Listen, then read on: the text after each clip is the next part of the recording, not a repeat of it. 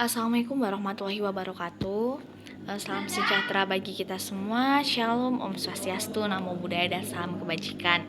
Sebelumnya, perkenalkan, nama saya Ananda Ayu Fitriana dari cabang Bangkalan. Nah, di sini saya akan mereview kembali apa yang disampaikan oleh pemateri mengenai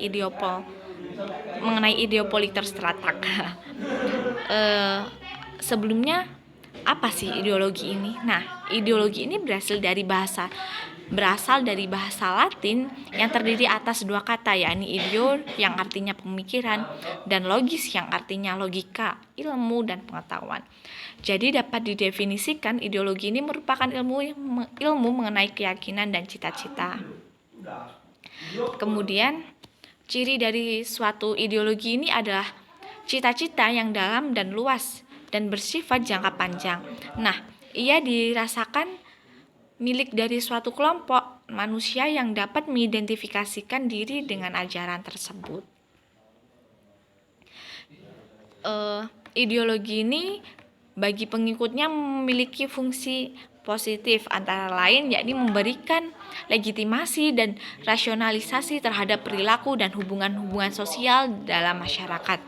Yang kedua adalah sebagai dasar atau acuan pokok bagi solidaritas sosial dalam kehidupan kelompok atau masyarakat. Yang ketiga adalah memberikan motivasi bagi para individu mengenai pola-pola tindakan yang pasti dan harus dilakukan. Kemudian mengenai politik.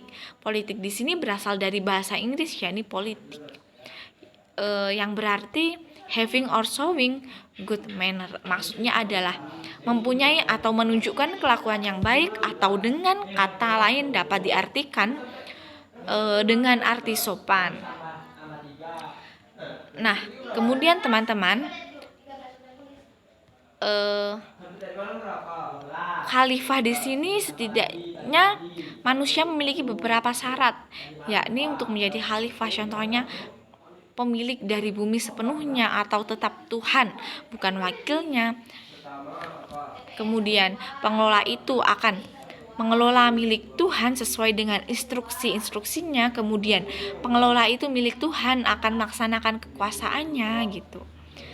Nah, jadi dalam ideologi ini juga termanifestasikan melalui aturan-aturan serta tuntutan-tuntutan yang membatasi kekuasaan sebagai khalifah. Itu tadi ya teman-teman, tadi yang di awal sedikit salah saya menjelaskannya. Selanjutnya strategi dan taktik. Nah, mengambil istilah sebuah peperangan. Nah, strategi di sini adalah memanfaatkan pertempuran untuk mengakhiri peperangan. Kemudian sedangkan taktik di sini adalah penggunaan kekuatan untuk memenangkan suatu pertempuran dalam pandangan HMI, seperti yang diungkapkan oleh Dahlan Ranuwiharjo sebagai tokoh pendidik politik di HMI, bahwa strategi ini adalah bagaimana menggunakan peristiwa-peristiwa politik dalam jangka waktu tertentu untuk mencapai rencana perjuangan.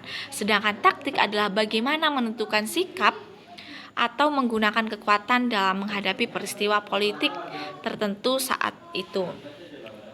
Nah, apa sih hubungan taktik dan strategi ini? Nah, taktik di sini merupakan bagian dari strategi. Maka dalam hal ini taktik harus tunduk kepada strategi yang ada. Nah, berikut saya berikan contoh prinsip-prinsip taktik dan strategi. Pertama ini, jika semua taktik berhasil, maka strateginya akan berhasil.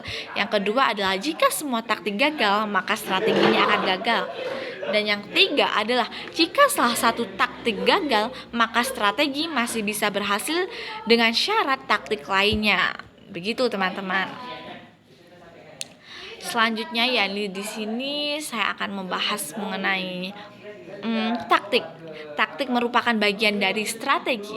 Nah, berikut ada beberapa dasar dalam membentuk sebuah taktik, ya. Ini contohnya ada fleksibilitas, kemudian ada orientatif, kemudian ada perjuangan politik tidak mampu melihat hasil atau keberhasilan yang dicapai nantinya. Selanjutnya mengenai kerahasiaan, gerak tipu, dan 5S, yakni sasaran, sarana, sandaran, sistem, dan saat. Selanjutnya nih Traktat di sini mempunyai hukum, teman-teman, yakni adalah ada kuantitas, kemudian ada perpaduan antara kualitas dan kuantitas, selanjutnya ada posisi, ada cadangan, kawan, sekutu, dan lawan.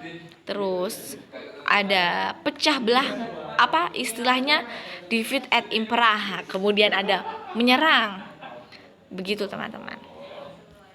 Mungkin itu saja yang dapat saya sampaikan. Apabila ada kurangnya, saya mohon maaf.